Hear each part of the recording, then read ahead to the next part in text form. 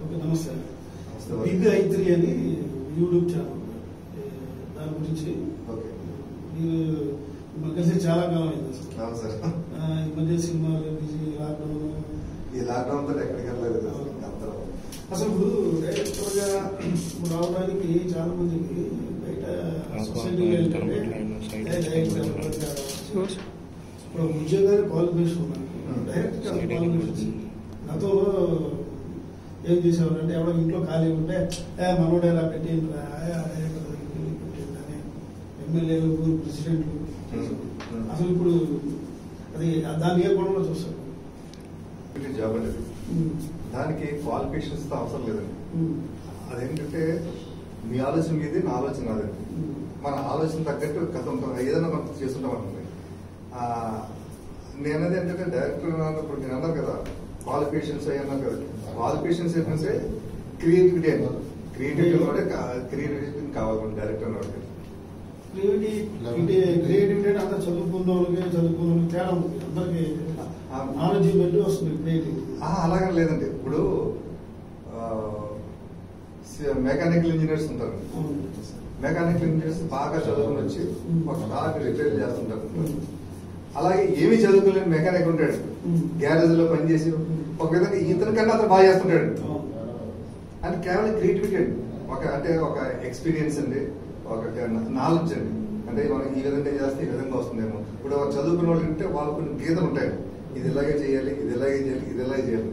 ఇతనికి అలా కదండి, ఇలా చేస్తే ఎలా ఉంటుంది, ఇది ఎక్కువ ఆలోచిస్తారు, ఇలా చేస్తే ఎలా ఉంటుంది. సరే ఇప్పుడు మనం దీనికి ఇలా చేసాం కదా, ఇన్ని కిలోమీటర్లు వచ్చిందాం కదా, ఈసారి ఇలా చేద్దాం అనేసి ఈ మెకానిక్ రెగ్యులర్ గా మనమే ప్రయోగం చేసి మెకానిక్ ఉంటుంది కదండి, అతనండి. అంచేత అది ఈ డైరెక్షన్ లో ఒక క్రియేటివిటీ జాబ్ అంతే. దీనికి వయసుతో సంబంధం లేదండి.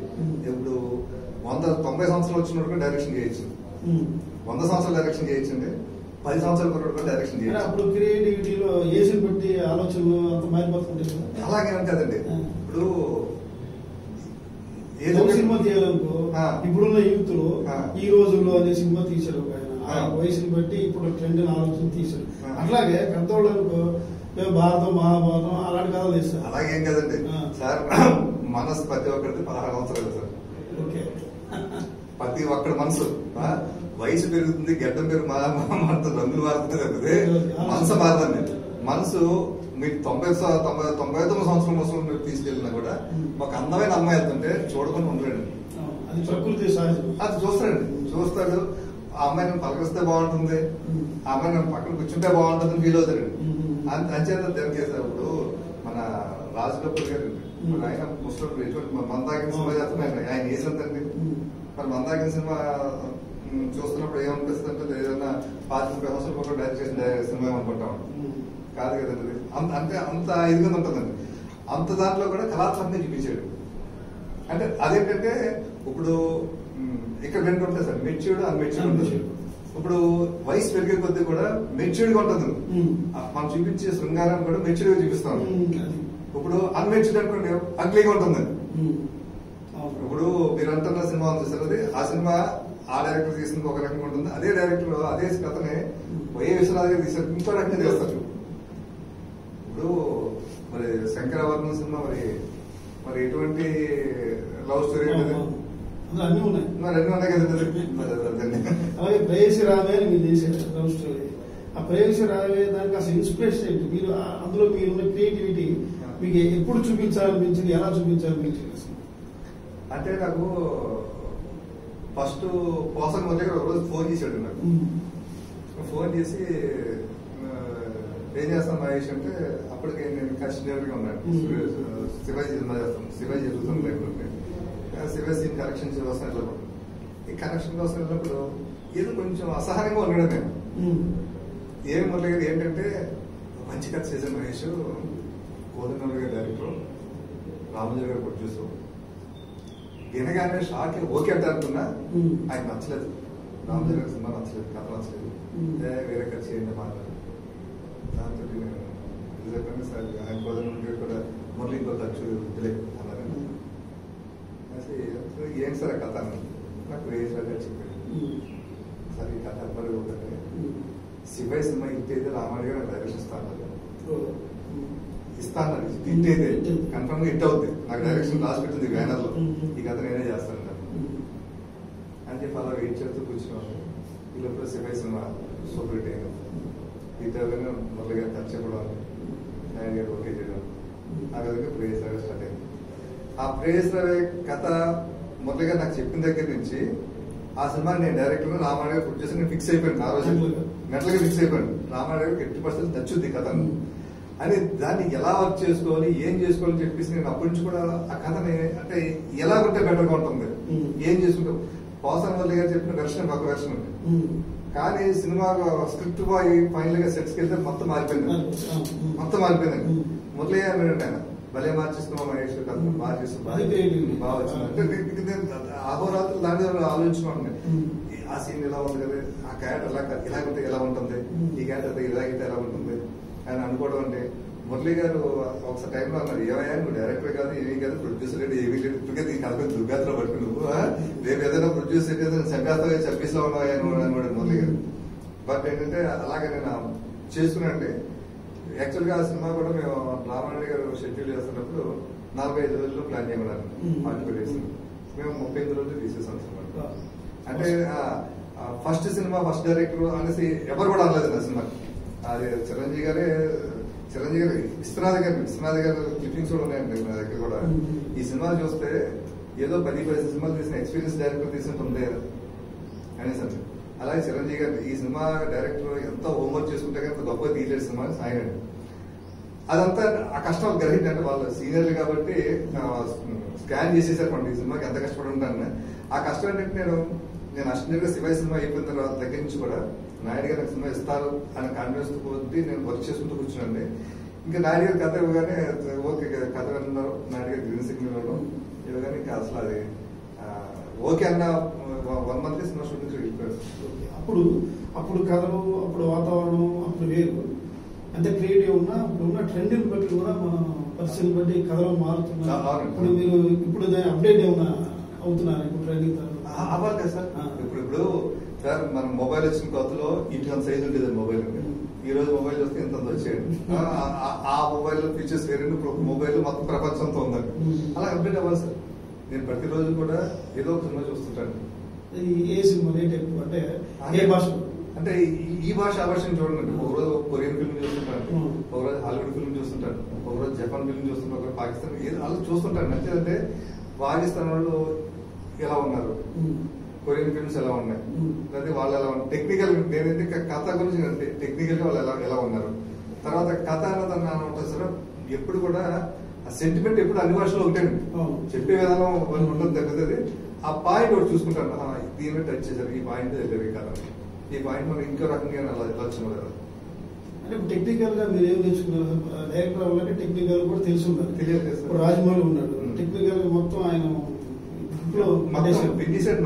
అలాంటిది.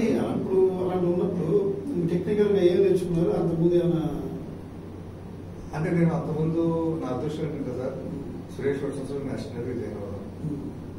ఏం చేద్దంటే ఆ అదృష్టం చాలా మందికి ఎంతో మందికి దొరకదండి. ఎందుకంటే అక్కడే ఎడిటింగ్ ఉందండి, అక్కడే ల్యాబ్ ఉందండి, అక్కడే డబ్బింగ్ రేట్ ఉందండి. మొత్తం అక్కడ లేదంటూ ఏదీ లేదు, అన్నీ ఉన్నాయి, సమస్త ఉన్నాయండి. నేను అసిస్టెంట్ గా చేస్తున్నప్పుడు ఇప్పుడు మామూలుగా అసిస్టెంట్లు అంతా ఏమనుకుంటారంటే కథ రాసుకుని షార్ట్ పెట్టడమే కదా అనుకుంటారు. షార్ట్ కట్ అనుకుంటారు. ఆ షార్ట్ ఆ అర్థం తెలియాలండి, ఆ డైలాగ్ ఆ మీనింగ్ అర్థం తెలియాలండి. ఆ అర్థం పట్టించుకోండి తీసేస్తాను వాళ్ళ ఇంగ్లీష్ పిక్చర్ వాళ్ళ షార్ట్ బాగుంది, ఆ షార్ట్ తీద్దాం అనుకుంటారు. ఆ షార్ట్ ఎందుకు తీసుకోవడం పట్టించుకోవాలి. నా దృష్టి ఏంటంటే నేను ఖాళీగా స్టూడియోలో ఉన్నప్పుడు కంటిన్యూస్ షూటింగ్ ఉంటే షూటింగ్ ఉండేది. షూటింగ్ లేకపోతే ఒకసారి 4-5 రోజులు గ్యాప్ ఉండేది. గ్యాప్లు ఉన్నప్పుడు టైంలో ఎడిటింగ్ నేర్చుకున్నాను. ఎడిటింగ్ అంటే ఏంటి అప్పుడు మార్తాన్ గారు ఉండేవారు. మార్తాన్ గారు ఇది ఇలాగ అని చెప్తున్నారు. చివరికి నేను ఆ రూమ్ లో నాకు నేనే మొత్తం పెట్టడం, మూవీ ఆన్ చేయడం, మొత్తం స్టీమ్ బ్యాక్ ఆన్ చేయడం, చూసుకోవడం అంతా చేసుకుంటుండేవాడు. అలాగే గ్యాప్ వచ్చిన ఇంకా తెలుసుకోవాలంటే ల్యాబ్ లోకి వెళ్ళివ్వండి. శివమోహన్ గ్రేడర్స్ వాళ్ళు వెళ్ళి ఏంటి ల్యాబ్ ఏంటి ప్రాసెసింగ్ ఎలా జరుగుతుంది, కలర్ గ్రేడింగ్ ఎలా చేస్తారు, డబ్బింగ్ థియేటర్లోకి వెళ్ళి డబ్బింగ్ ఇంజనీర్ మనీ రాజశేఖర్ మందుకుంటూ రికార్డింగ్ థియేటర్కి వెళ్ళి ఏంటి సౌండ్ మనకి కొత్తగా రావాలంటే ఏం చేయాలి ఇదే తెలుసుకున్నా అది నా అదృష్టం అన్న. నేను గ్యాప్ మామూలుగా చాలా మంది ఏంటంటే మన పని అయినా స్టూడియోలో పని అయిందా అయిపోయిందా. నేను ఎలా ఉన్నాను, నాకు పని లేకపోయినా కూడా పొద్దున్న సాయంత్రం స్టూడియోలో ఉండేవాడిని. స్టూడియోలో ఉండి మధ్య మధ్యలో ఇలా తెలుసుకుంటున్నాను. ఆసక్తి అందులో ఆయన అవకాశం కల్పించారు. అది నేను అనుకుంటున్నా, నాలాంటి అదృష్టం చాలా మంది రాదు కదా, వచ్చిందని ఎందుకు యూజ్ చేసుకోకూడదు అని చెప్పి ప్రతిదీ నేను యూజ్ చేసుకున్నాను. ఎడిటింగ్ తీసుకుని డబ్బింగ్ చేసుకుని రికార్డింగ్ మొత్తం ఏం జరుగుతుంది ప్రతిదీ అంటే ఏం తెలుసుకోవాలో అన్నది. రామారాయుడు గారి సినిమాలు చేసినప్పుడు ఆయన ప్రమేయం కూడా ఉంటుంది అని ఒక టాక్ అయితే ఇండస్ట్రీలో ఉండేది. మీ సినిమాలో అంటే ఆయన ప్రమేయం ఏంటంటే కథ సార్. ఫస్ట్ రామానాయుడు గారికి కథ చెప్తున్నప్పుడు ఇప్పుడు మీరు ఒక రైటర్ అనుకోండి, ఒక రైటర్ వచ్చి ఒక డైరెక్టర్ వచ్చి సార్ దాని రైటర్ కథ బాగుంది సార్ అంటే తీసుకురా అంటాడు. వింటాడు కథ నాయుడు గారు. కథ విన్న తర్వాత ఆ రైటర్ చెప్పిన కథ యాజ్ ఇట్ ఈజ్ గా గంట చెప్పాడు. ఆ గంట కాకపోయినా కనీసం 40 నిమిషాలు అరగంట యాజ్ ఇట్ ఈజ్ గా ఏం ఒక్కడు కూడా మిస్ అవ్వకుండా రిపీట్ చేస్తారు నాయుడు గారు. మంచి మెమరీ పవర్. ఆ రైటర్ కథ చెప్తాడు. ఆ చెప్తున్నప్పుడు ఆయన కన్ఫ్యూజన్ లేకుండా కరెక్ట్ గా చెప్పాడు అనుకోండి, ఆయన తెలిసిపోతున్నాను నేను కరెక్ట్ గా చెప్పాను కదా, కథ క్లియర్ గా ఉందని చెప్పేసి ఎంత చెప్పు తీసి సంతకం పెట్టి ఇచ్చేస్తాడు. ఆయన చెప్పలేకపోయాడు కదా, ఆయన అది గొప్ప కథ అయినా కూడా ఒక్కోసారి గొప్ప కథలో మిస్ అవుతుంది. గొప్ప కథ అయినా కూడా ఆయన అది చేసేవారు కదా. తర్వాత రెండోది ఏంటంటే ఆయన మైండ్ ఫీడ్ అయిపోతుంది కదా కథని. ఫీడ్ అయిపోయిన తర్వాత ఇంకా సిట్టింగ్స్ కూర్చొని రకరకాల మార్చడం ఆయన ఒప్పుకోడు. ఆయన ప్రతిరోజు సెట్కి వచ్చేవాడిని మొత్తం ఆయన షెడ్యూల్ ఉంటుందండి. ఏ రోజు ఏం చేస్తారు, ఏం సీన్ ఆ డైలాగ్ మొత్తం ఆయన కూడా డైలాగ్స్ ఇచ్చేసారు. మొత్తం రెడీ అయిపోయింది ఇచ్చేసారు. ఇచ్చేసిన తర్వాత రేపు సెట్లోకి వచ్చేటప్పుడు ఆ షెడ్యూల్ కాకుండా రేపు ఏం సీన్ చేస్తారు ఉంటుంది. ఆయన పొద్దుగా మార్నింగ్ వాకింగ్ నుంచి రాగానే నైట్ పడుతుంది ఆ సీన్ చూసుకుంటారు. మార్నింగ్ కంటెస్ట్ పెట్టేస్తారు నాయుడు గారు. పెట్టేసి లొకేషన్ వచ్చి కూర్చుంటారు. ఆర్టిస్ట్ సరిగ్గా చెప్పకపోయినా లేదంటే దానికన్నా బెటర్ డైలాగు లేకపోతే డైలాగు అటు ఇటు మార్చేయడం కూడా డైరెక్టర్ పెట్టాడండి. పరిగెత్తుకుని వస్తుంది ఏం డైలాగ్ ఎందుకు మార్చాడు, డైలాగ్ బాగుంది యువతలో కంగారు పడిపోతారు. నాయుడు గారు ఎలా చూసి డైలాగ్ అంత ఈ డైలాగ్ అది కరెక్టే లేదంటే ఎందుకు బాగుంది చెప్పాను, బాగా కరెక్ట్ చెప్పాను కదా సగం ఓకే ఇదే ఫుల్స్గా ఉంటాను లేదంటే ఆయన ఒప్పుకోవడం. అదే మీకు ఒప్పుకునే సందర్భంలో ఒకసారి మీకు ఆయన మంచి రేప ఉంది. అయితే ఒక సందర్భంలో అంటే అసిస్టెంట్ గా ఉన్నప్పుడు ఏదో పుష్ప ఏదో చేసి వచ్చిందన్న సిచ్యువేషన్ అయితే అప్పుడు వార్తలు బాగా అంటే నేను ధర్మచక్రం సినిమా పనిచేస్తున్నాను. ధర్మచక్రం సినిమా పనిచేస్తున్నప్పుడు ఏమైందంటే దాంట్లో సురేష్ కృష్ణ డైరెక్టర్ ఆయన టాప్ డైరెక్టర్ భాష ఇవన్నీ తీశారు. తీస్తే ధర్మచక్రంలో కామెడీ ట్రాక్ ఉంటుంది. ఆ కామెడీ ట్రాక్ రికార్డింగ్ చెన్నైలో జరుగుతుంది. 3 lakh మ్యూజిక్ ఆర్కెస్ట్రా వాళ్ళు మొత్తం మ్యూజిషియన్స్ అందరూ సినిమా అంతా బాగుందంటే కామెడీ ట్రాక్ బాగాలేదు అన్నారు. నాయుడు గారు కూడా అప్పుడు రికార్డింగ్ చెన్నైలో జరుగుతుంది. ఆయన హైదరాబాద్ వచ్చేసారు. వచ్చి నాకు అక్కడి నుంచి ఫోన్ చేసి నేను ఆ సినిమాకి అసోసియేట్ ఇంకా మిగతా వాళ్ళు తమిళ అంటే అలా సురేష్ కృష్ణతో పాటు వెళ్ళిపోయాను. ఆ సురేష్ కృష్ణ కూడా రీరికార్డింగ్ రాలేదు. ఆ టైంలో ఆయన బిజీ తమిళ సినిమా శివశక్తి ఏదో సినిమా దానికోసం ఆశీష్ అక్కడికి వెళ్ళిపోయాను. ఇంకా నాయుడు గారు అక్కడ రీరికార్డింగ్ అని చూసుకుంటూ వస్తే కామెడీ బాగాలేదంటారు మహేష్ అంటే అప్పుడు నేను ప్యారల్గా ఇంకో సినిమా ధర్మచక్రంతో పాటు ఇంకో సినిమా కూడా చేస్తున్నాను. జంజల్ గారి డైరెక్షన్ మోహన్ అక్కడ ఆ సిట్టింగ్స్ లో ఉండగా నాయుడు గారు వచ్చి జంజల్ గారు చెప్పారు. అలాగా అన్నట్టు నాయుడు గారు లాగా జంజల్ గారు కామెడీ గారు చెప్పారు. బాగా నచ్చేస్తుంది నాయుడు గారు. ఇమ్మీడియట్ గా షూటింగ్ పెట్టేసాను. రేపు 8 షూటింగ్ పెట్టేసాను చెప్పారు. బ్రహ్మాండంగా బాగా బిజీ అండి. మెయిన్ ఆయన కావాలి బ్రహ్మాండంగా ఏ వీసా ఆయన బాగా బిజీ అండి. అదంతా నాయుడు గారు ఫోన్ చేశారు. ఈ వారం కాదు రేపే ఎల్లుండి షూటింగ్ అన్నాడు నాయుడు గారు. ఒక్కరోజు ఉండే విధిగానే కలిగిపోతుంది. డేట్ కూడా పెట్టిస్తున్నాను మొత్తం అయిపోవాలి అంటే సరే అన్నారు. సరే వెంటనే పాపం ఆయన జడ్జలు రాసేసారు. నాయుడు గారు వెళ్ళిపోయారు. చెన్నై వెళ్ళిపోయారు. నెక్స్ట్ డే మార్నింగ్ షూటింగ్ అంటే మార్నింగ్ నేనే అసిస్టెంట్ నేనే అసోసియేట్ మొత్తాన్ని జంజల్ గారు డైరెక్టర్ అండి. సరే జంజల్ గారి దగ్గరికి ఆయనకు ఫేవర్ మొట్లో బాగాలేదు. ఆయన లేచి కూర్చుని పొజిషన్ కూడా లేడు. లొకేషన్ తీసుకున్నాడు. అలాగే లొకేషన్ లింగంపల్లి లొకేషన్. అప్పుడు సెల్ ఫోన్ లో ఏమీ లేవు. ఆయన కోరుకోవట్లేదు. బస్సు ఆర్టిస్ట్ అంతా బస్సుతో జూనియర్ ఆర్టిస్ట్ బ్రహ్మానందం గారు ఏవిఎస్ గారు అంతా ఉన్నారు. నాకు టెన్షన్ అయిపోతుంది. ఈవినింగ్ కల్లా 5 సీన్లు అండి. ఈవినింగ్ కల్లా అయిపోలే. మళ్ళీ నైట్ నాయుడు గారు వస్తున్నారు. నైట్ మళ్ళీ మార్నింగ్ కల్లా 18 చేసి మళ్ళీ మార్నింగ్ తీసుకెళ్ళిపోతాను. రెస్ట్ తీసుకెళ్ళిపోతాను. చిన్న నీరు గారిని తీసుకెళ్ళిపోతాను. ఇంతసేపు ఎలాగా ఉంటుంది అసలు ఏంటో నాకు టెన్షన్ అయిపోతాను. టెన్షన్ అయిపోయి సురేష్ గారికి ఫోన్ చేశాను. బాబు ఆ ఫోన్ చేయడం కూడా ఎక్కడికో దూరంకి వెళ్ళి ఫోన్ చేసి వచ్చిందండి. చేస్తే సురేష్ బాబు షాన్ షాప్ వచ్చింది. ఏమయ్యా పని చేస్తుంటారు మా మాత్రం ఫీలింగ్ చేస్తారు కదా. నేను అప్పుడు ఏమన్నా సార్ ఈవీ గారిని కానీ లేదా ముప్పై సార్ గారిని ఎవరైనా పంపించిన సార్ వచ్చేది కానీ డైరెక్ట్ గారు ఇంట్లో బాగా పడుకున్నారు కానీ ఎవరికి కార్లో ఉన్నారు. సరే అనేసి సురేష్ బాబు కోపడ్డాడు. అప్పుడు 10 అయిందండి. వాళ్ళు వచ్చి వీళ్ళంతా అక్కడక్కడ లొకేషన్ మధ్యలో తీసామంటే ఇంకా అన్నీ పరిగెత్తుకుంటూ మళ్ళీ వెళ్ళండి. కెమెరా దగ్గర చెప్పి ఏవిఎస్ గారికి బ్రహ్మాండ గారికి తీసేసాయి మహేష్ ఏముంది అయి మేమంతా ఉన్నాం కదా అన్నారు. రవి గారికి సీన్ అంతా ఎక్స్ప్లెయిన్ చేసి మేము డిస్కషన్ జంజల్ గారికి మాకు చెప్తే అంతా ఫీడ్ అయిపోయిందండి. సరే ఇంకా మనం మొదలు పెట్టాం. బాగా వస్తుంది సీన్ అంటే లొకేషన్ మాకు నుంచి రామారావు షిఫ్ట్ అయిపోయాడు. మధ్యాహ్నం మనకి సీన్ చేస్తే లాస్ట్ సీన్ తీస్తున్నాం. ఇంకా half an hour scene shooting అయిపోతుంది. ఆ టైంలో నాయుడు గారు వచ్చారు. వచ్చేసి మొత్తం చూసుకుని నైట్ ఎడిటింగ్ అయిపోతుంది. మరి మార్నింగ్ రెస్ట్ తీసుకెళ్ళిపోదాం. ఇంకా ఏమైనా జరుగుతుంది ఏంటమ్మా బాగా జరుగుతుంది సార్. అయిపోతుంది ఓకే ఓకే ఎలా వస్తున్నాయి సీన్స్ బాగా వస్తున్నాయి ఓకే ఓకే అంటే దూరంగా చైర్స్ కూర్చున్నారు నాయుడు గారు. జంజల్ గారు లేరండి. ఆయన నన్ను అడగలేదు జంజల్ గారు ఎక్కడ ఎవరిని అడిగితే వాళ్ళు ఏదో చెప్పేశారు. నేను start camera action start camera action నా వాయిస్ నిన్న నాయుడు గారు పరిగెత్తుకుంటూ వచ్చాడు. జంజల్ కనబడట్లేదు. ఆర్టిస్ట్ ఉంటూ ఉన్నారు. డైరెక్ట్ మహేష్ స్టార్ట్ కెమెరా అంటాడండి. తప్పని చీపే వేసాడు. షాక్ అని కట్టాను. ఏంటన్నా ఏంటి ఏం చేస్తున్నాను సీన్ చేస్తున్నాను. సీన్ తీరా ఎవరు తిమ్మనండి బాబు అసలు నీకు గుర్తుందా నాకు చెప్పాలి కదా మాట. అప్పుడు సెల్ ఫోన్ లేవండి. ఎవరికంటో తెలియదు. రికార్డింగ్ డేట్ లేకుండా దొరకడండి. నా టైం లేదు అసలు ఎవరికి చెప్పడం లేదండి. లేకపోతే ఆపాడు తప్పాలి షూటింగ్. ఆల్రెడీ సీన్ బాగాలేదనే కదా మనం కాంప్లైంట్ మళ్ళీ చేస్తున్నాం. మొత్తం చేస్తాం. బ్రహ్మానందం వచ్చి మహేష్ బాగా తీస్తాడు. మహేష్ బాగా సీన్ బాగా వస్తాయి. నాయుడు గారు అంటే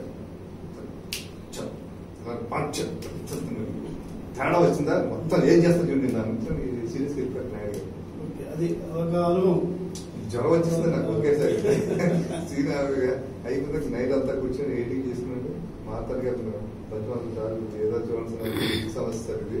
నేను బయటికి వెళ్ళిస్తా ఉన్నాను నాయుడు గారు. ఆయన బాగుంది మహేష్ బాగా తీసావయ్యా బాగా వస్తుంది కామెడీ బాగుంది బాగుంది. నాయుడు గారు మార్నింగ్ 7 గంటలకు వచ్చేసారు. నేను నైట్ అంతా అక్కడ పడుకున్నాను. అలా కూర్చున్నాను. చూడగా సీరియస్ గా తీశాడు. భయం రా అన్నాడు. చూశాడు అలాగే ఆయనకి నచ్చింది. మళ్ళీ వేసాడు. అది కొంచెం క్లోజ్ గా పెట్టుకోవాల్సింది షార్ట్. ఇది సార్ ఉంది సార్ షార్ట్ ఉంది అది కూడా ఉంది సార్. మారుతాను ఉంటా షార్ట్ కొంచెం క్లోజ్ చేసి సార్ బాగుంది అనేసి మళ్ళీ బయటకు వచ్చి భుజమ చేసి అదే ఎక్కడైతే మొత్తం 7 వచ్చేసే సార్ అలాగా అదే భుజమ చేసి మంచి లైఫ్ ఉంది మహేష్ నీకు బాగా తీసారు బాగుంది అనేసి వెళ్ళిపోయి మళ్ళీ నాకు ఫోన్ చేశారు. ఫోన్ చేసి ఫ్లాష్ బ్యాక్ సడన్ గా స్టార్ట్ అవుతుంది. లీడ్ లేదని అందరూ ఫీల్ అవుతున్నారు. ఇక్కడ శ్రీలంక వీళ్ళందరూ కూడా ఏదైనా వెంకటేష్ టెంపుల్ వచ్చి చూస్తే బాగుంటుందేమో అని వాళ్ళు అంటున్నారు. అసలు మాట్లాడంటే ఆ శ్రీలంక వాళ్ళందరూ ఫీలింగ్ చెప్తే కరెక్టే సార్ అన్నాడు. మళ్ళీ తీసేసాను. మళ్ళీ వెళ్ళి వెంకటేశ్వర దగ్గరికి మళ్ళీ వెంకటేశ్వర దగ్గరికి వెళ్ళి మళ్ళీ వెంకటేశ్వర డైరెక్ట్ చేసాం. అసిస్టెంట్ గా తీసాము. డైరెక్టర్ ఏదో తీసేద్దాం. మీరు చంద్రబాబు శ్రీనివాసరావు గారు చేయబోతున్నారు. కరోనా బిఫోర్ ఆఫ్టర్ స్టోరీ కూడా మారుతాయని ఇండియాలోనే కథలు మారుతాయి. ఇండియాలో మార్పు చేసినా అసలు ఎలా ఉండిపోతుంది. రూమ్ ప్రేమ కథలా రొటీన్ అయిపోతుంది కదా అట్లా అంటే రొటీన్ కథ కాదు సార్. ఇది ఏంటంటే మన కళ్ళ ముందు కనపడతాం కాదండి. ఇప్పుడు నేను చేస్తూ ప్రేయర్ అనుకోండి సార్ రొటీన్ కథ కాదు సార్. అలాగే అయోధ్య రామే రొటీన్ కథ కాదు సార్. ఒక హనుమంత్ రొటీన్ కథ కాదు సార్. హనుమంతు సినిమాలో తలకాయ నరికే సీన్ ఉంటుంది.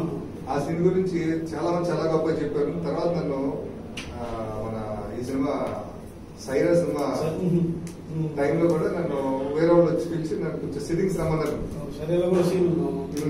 నీకు హనుమంతులో గొప్ప గొప్ప సీన్స్ అనుకుంటా కదా, శ్రీహరి వాళ్ళు తీయలేని పొజిషన్ ఉంటుంది కదా, బడ్జెట్ అంతా, అలాగే సీన్ ఉంటే చెప్పు కొంచెం ఇంకా ప్లస్ అవుతుందంటే, సార్ నేను అప్పుడే కథ అయిపోయింది మళ్ళీ డిలీట్ చేస్తాను సార్, మళ్ళీ దాన్ని మైండ్ లో పెట్టుకున్నాను. నేను డైరెక్ట్ చేసిన రేసరిగా నైవేద్యం కథగా పాయింట్ ఇస్తాను, సిచ్యువేషన్ చెప్పలేను సార్ నేను, ఇది పాయింట్ ఈ పాయింట్ ఈ పాయింట్ తీసేస్తాను సార్, మరి కొత్తగా ఏదో ఆలోచిస్తుంటాను సార్. అది అలాగా కొత్తగా